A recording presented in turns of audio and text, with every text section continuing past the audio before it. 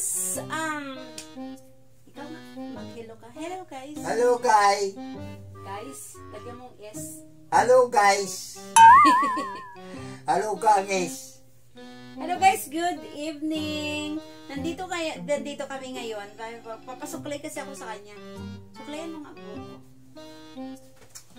Wow!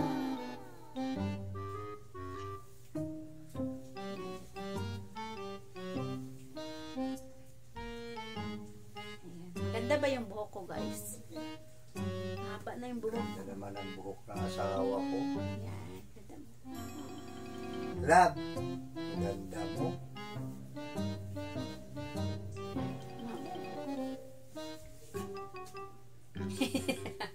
Malapit na ang Pasko. Guys, today is September 1.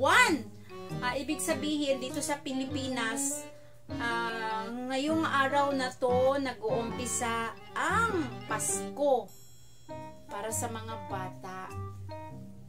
Pati matanda. Anong plano mo sa Pasko? Pati matanda. Anong plano mo sa Pasko? Ay, di maghanda kung may panghanda.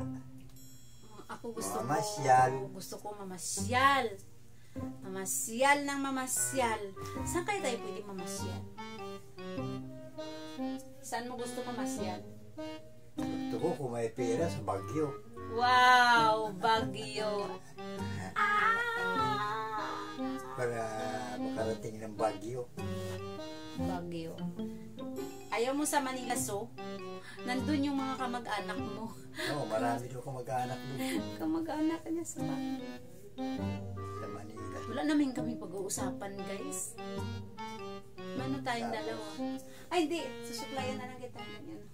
Wala kang buhok eh.